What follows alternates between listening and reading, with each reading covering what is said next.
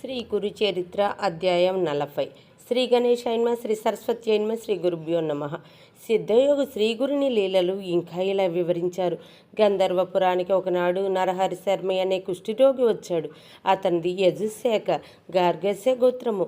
అతడు స్వామికి నమస్కరించి చేతులు కట్టుకొని ఇలా మనవి చేసుకున్నాడు. స్వామి, మీరు సాక్షాత్తు పరంజ్యోతి స్వరూపులని, భక్తులపై వాత్సల్యంతో ఇలా భూమి మీద అవతరించారని విని మిమ్మల్ని ఆశ్రయించటానికి వచ్చాను. నా జన్మ ఈ కాలి కింద మట్టి వలె వ్యర్థమైపోయింది. నాకు ఈ కుష్టి వ్యాధి రావటం వల్ల ఎవ్వరూ నా ముఖం కూడా చూడకుండా నన్ను తిట్టుకుంటున్నారు. నేను వేదం అభ్యసించినప్పటికీ ఈ వ్యాధి వలన ఎవ్వరూ నన్ను భోజనానికి కూడా పిలవడం లేదు. అందరికీ జిగుప్స గొలుపుతూ ఇలా బ్రతకడం కంటే చచ్చిపోవడమే మేలనిపిస్తున్నది. ఎన్నో జన్మలలో చేసిన పాపాలన్నీ పేరుకొని నన్ను ఇప్పుడు ఇలా కట్టి కుడుపుతున్నాయి. ఈ బాధ భరించలేకున్నాను. ఈ తెల్ల కుష్టి రోగం తొలగించుకోవటానికి ఎన్నో వ్రతాలు ఆచరించాను, ఎన్ని తీర్థాల్లో సేవించాను, దేవతలెందరినో మ్రొక్కాను. కానీ దేనివలన ఈ వ్యాధి కించిత్తైనా తగ్గలేదు. చివరికి మీరే దిక్కని ఇక్కడికి వచ్చాను.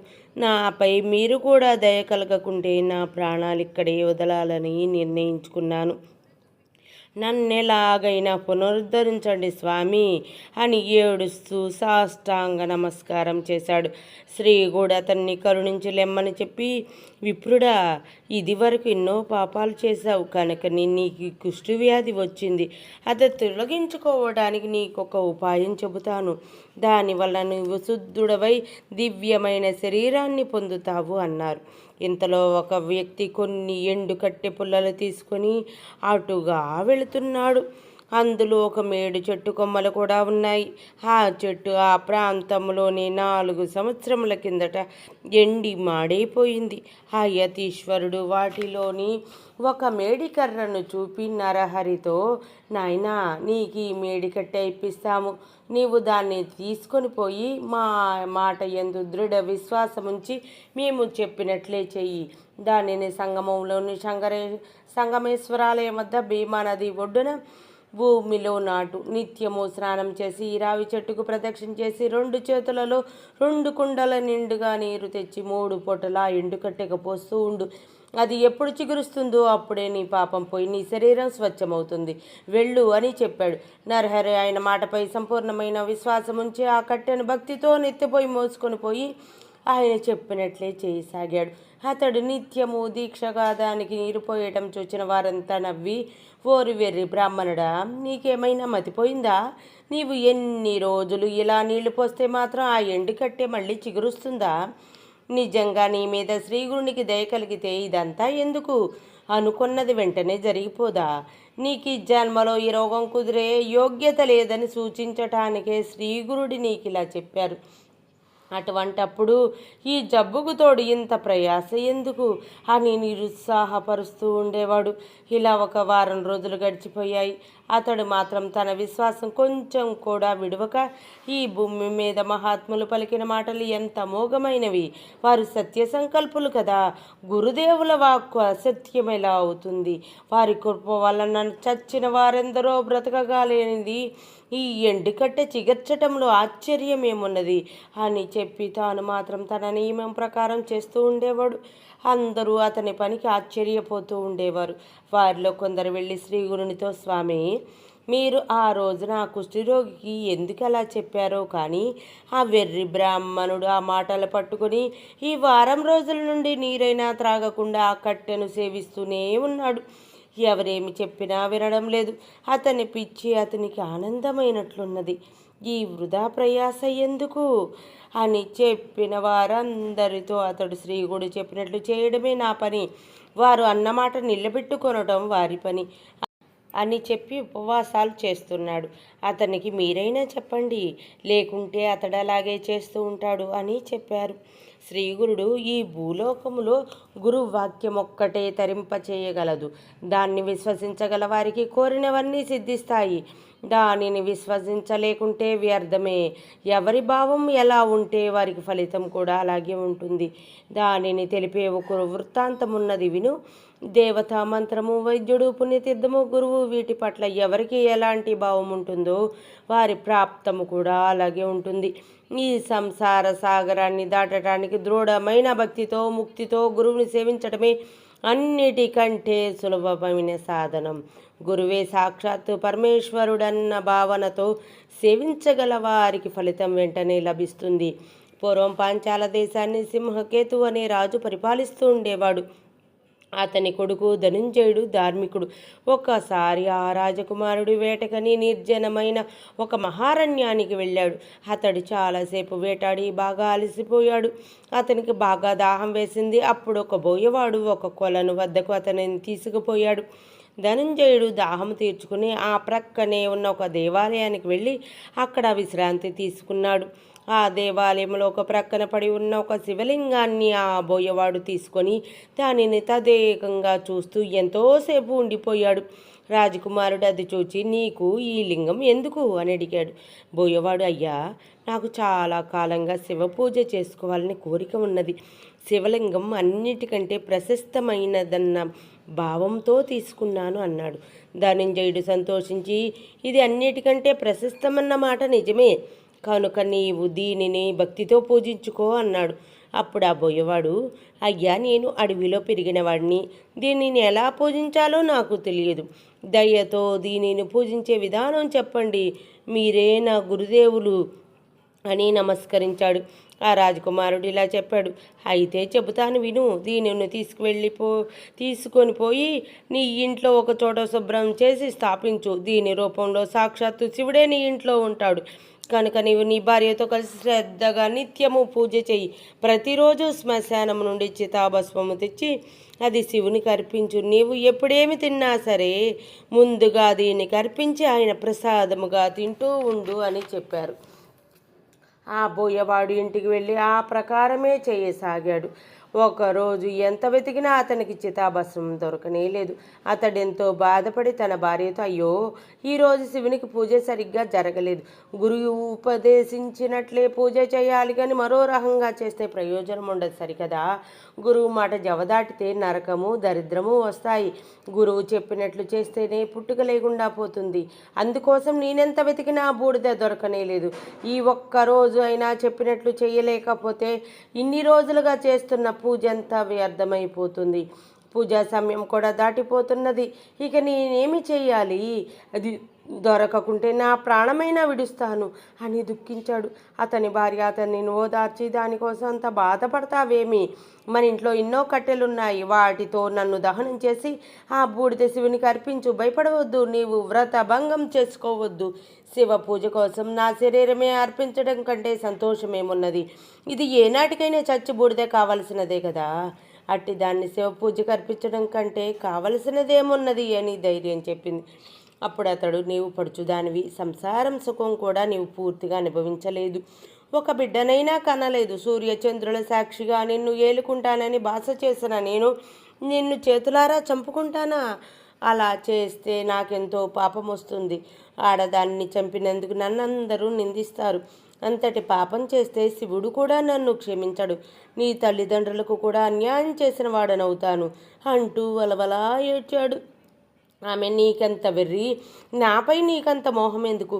నీటి బుడగలాగా ఈనాడు ఉన్న శరీరం రేపు లేకుండా పోతుందే. పుట్టిన తర్వాత ఎవరైనా చావవలసినదేగా. నా తల్లిదండ్రులు నన్ను నీకు అప్పగించాక నేను నీదానినే కదా. నేనేమైనా పరాయిదాన్నా? నీలో భాగాన్నే కదా. శివుడి కోసం నువ్వు నన్ను దహనం చేస్తే నీ ప్రాణాన్ని అర్పించినట్లే అవుతుంది. నీ ప్రాణాన్నైనా నన్ను శివునికి అర్పిస్తే అందులో తప్పేమిటి? అది నా అదృష్టమే కదా. అలా చేస్తే శివుడు మనిద్దరిని రక్షిస్తాడని పట్టుబెట్టి చివరికి అతన్ని ఎలాగో ఒప్పించింది. అప్పుడే ఆమె ఇంట్లోకి వెళ్ళి తలుపు వేసుకుని ఇంటికి నిప్పు పెట్టమన్నది. అతడు అలాగే చేసి సర్వము భస్మమైపోయాక దాని అంత భక్తితో లింగానికి అర్పించి కృతార్థుణ్ణవ్వగలిగానని ఎంతో ఆనందించాడు.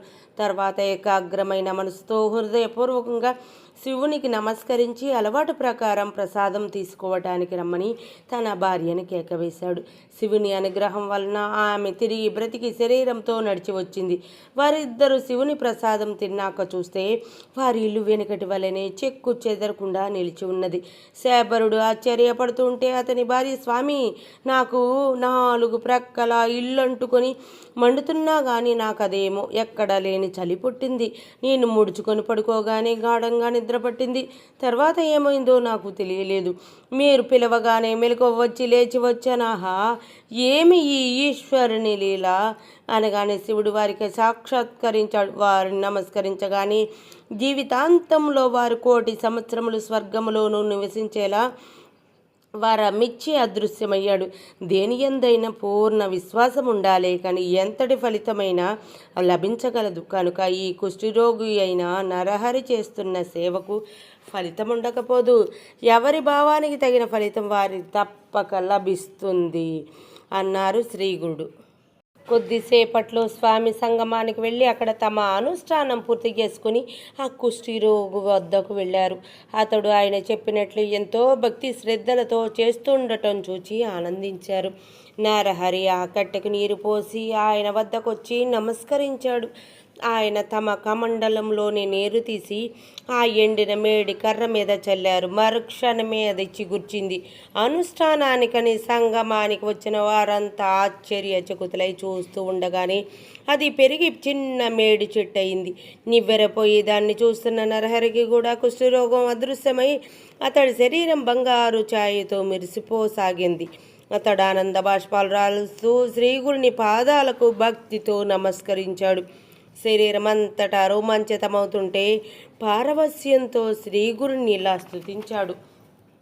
1,000,000 సూర్యుల తేజస్సు, 1,000,000 చంద్రుల చల్లదనం కలిగి దేవతలందరి చేత పూజింపబడే విశ్వాశ్రయుడు, భక్తప్రియుడు, శ్రేష్ఠుడు అయిన అత్రి పుత్రుడవైన ఓ నృసింహ సరస్వతి స్వామి, నీకు నమస్కారము. నన్ను రక్షించు. మోహాపాసమనే అజ్ఞానాంధకారాన్ని నశింపచేయగల జ్ఞాన సూర్యుడవు, విశాలమైన నేత్రములు గలవాడవు, భక్తులకు వరములిచ్చే లక్ష్మీపతివి అయిన ఓ నృసింహ సరస్వతి, నీకు నమస్కారము. నన్ను రక్షించు. మనసులో ఉద్భవించిన షడ్వర్గమనే మద గజాన్ని శాసించగల అంకుశము వంటి వారు మీరు. సత్యము సర్వానికి సారభూతము అయి పరమాత్మ తత్వమే మీరు. భక్తవత్సలుడు, సర్వభూతకర్త అయిన పరమాత్మ యొక్క అవతారాలన్నిటిలో శ్రేష్ఠుడవైన శ్రీవల్లభ ఓ నృసింహ సరస్వతి, నీకు నమస్కారము. ఆకాశము, వాయువు, తేజస్సు, జలము, భూమి అను పంచభూతాత్మకమైన సృష్టికి కర్తవై ఉండి సూర్యచంద్రులే నేత్రములుగా గల సర్వసాక్షివి నీవు. జీవులపై నీకు రాగ ద్వేషాలు లేకున్నా నీవు భక్తుల పాలిటి కామధేనువు. ఓ శ్రీగురు నృసింహ సరస్వతి, నీకు నమస్కరిస్తున్నాను. నన్ను రక్షించు. తామర రేకుల వంటి కన్నులు కలిగి పూర్ణ చంద్రుని వంటి తేజస్సు గల ఓ శ్రీగురు, ప్రచండమైన పాపాలను పారద్రోలటానికి దండము ధరించి ఎత్తి వేషధారులైన నరసింహ సరస్వతి, నీకు నమస్కరిస్తున్నాను. నన్ను రక్షించు. మీ పాద కమలాలను వేదాలు శాస్త్రాలు స్తుతిస్తున్నాయి. నాదబిందు కళాస్వరూప, నీవు వాటికి కూడా అతీతుడవై ఉండి 3 విధములైన తాపాలతో పీడించబడుతున్న భక్తుల పాలిటి కల్పవృక్షమా, ఓ నృసింహ సరస్వతి, నీకు నమస్కారము. నన్ను రక్షించు.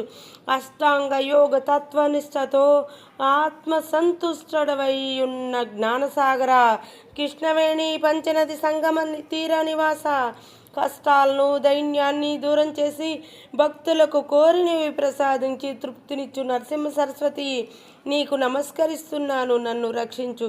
నిత్యము ఈ నరసింహ సరస్వతీసుని అష్టకము ఎవడు చదువుతాడో వాడికి జ్ఞానము, సారము, దీర్ఘాయువు, ఆరోగ్యము, సర్వ సంపదలు, 4 పురుషార్థాలు లభిస్తాయి. ఈ అష్టకం ఘోరమైన సంసారమనే సముద్రాన్ని తరించడానికి మంచి సాధనము. నరహరి శర్మ కన్నీటితో స్వామి పాదాలు అభిషేకించి వాటిని విడవక అలానే పడి ఉన్నాడు. శ్రీగుడు అతనికి అభయమిచ్చి జ్ఞాన రాశివవుదువుగాక అని అతనిని ఆశీర్వదించి చేయి పట్టి లేవదీశాడు. అక్కడ చేరిన వారందరూ ఆ గురు మహత్యం చూచి ఆశ్చర్యపోయి ఆయనకి నమస్కరించారు. అప్పుడు వారందరినీ తీసుకొని ఆయన గంధర్వపురంలోని తమ మఠానికి చేరుకున్నారు. ఆ గ్రామంలోని వారందరూ ఆ లీల గురించి విని భక్తితో శ్రీగురుణ్ణి దర్శించి ఆయనకు హారతులిచ్చారు. నరహరి ఆనాడు వారందరికీ సమారాధన చేశాడు. తర్వాత శ్రీగుడు అతనిని దగ్గరికి పిలిచి, నాయనా, నీ పట్ల మాకెంతో ప్రీతి కలిగింది. నీవు గోవులు సంపదలతో ఐకిక సుఖాలన్నీ అనుభవించగలవు.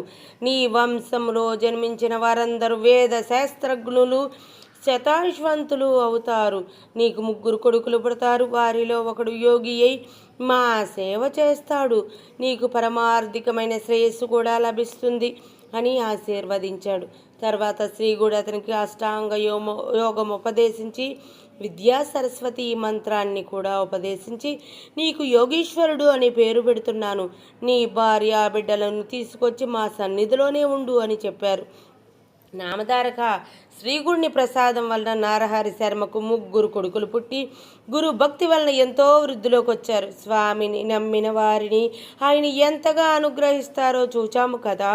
అంతేకాదు భక్తితో అతడు చేసిన స్తోత్రం అంటే శ్రీగురునికి ఎంతో ప్రీతి. ఆ స్తోత్రంలో వ్యాకరణ దోషాలు ఛందో దోషాలు ఉన్నాయి. ఎవరైనా ఆ తప్పులు దిద్దబోతే శ్రీగుడు అంగీకరించక ఆ స్తోత్రం అలానే చదవాలని చెప్పేవారు. శ్రీ దత్తాయ గురవే నమః. శ్రీ శ్రీపాద శ్రీ వల్లభాయ నమః. శ్రీ నృసింహ సరస్వత్యై నమః.